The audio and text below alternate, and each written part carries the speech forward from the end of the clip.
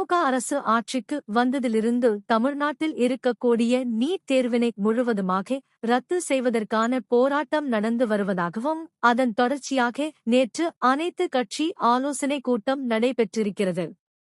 இதில் கலந்து கொண்ட முதலமைச்சர் மு.க.ஸ்டாலின் அவர்கள் பேசியிருப்பதாவது: விடாமல் சட்டத்தின் மூலமாக போராடினால் நீட் தேர்வில் விலக்கு வர முடியும் என்ற நம்பிக்கை தனக்கு இருப்பதாக தெரிவித்திருக்கிறார்.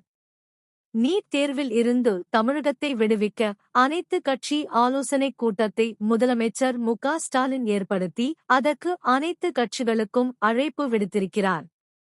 ஆனால் அதிமுக மற்றும் பாஜக கட்சிகள் இந்த அழைப்பினை ஏற்க மறுத்து அனைத்து கட்சி கூட்டத்தில் கலந்து கொள்ளவில்லை.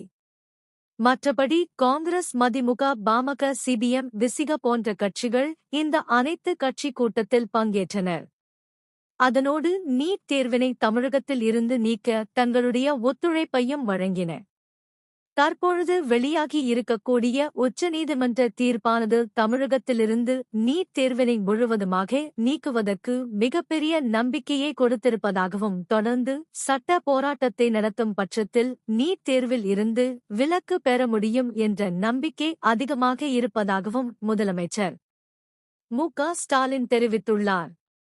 இந்த மருத்துவ நுழைவுத் தேர்வான நீட்டானது விளிம்பு நிலையில் இருக்கக்கூடிய மாணவர்களை அதிக அளவில் பாதிக்கிறது என்றும் பள்ளிக்கல்வி மதிப்பெண்களின் அடிப்படையில் மருத்துவ படிப்பிற்கான சீட்டுகளை வழங்க வேண்டும் என்றும் அதுதான் தன்னுடைய அசைக்க முடியாத நம்பிக்கையாக இருக்கிறது என்றும் முதலமைச்சர் தெரிவித்து இருக்கிறார்.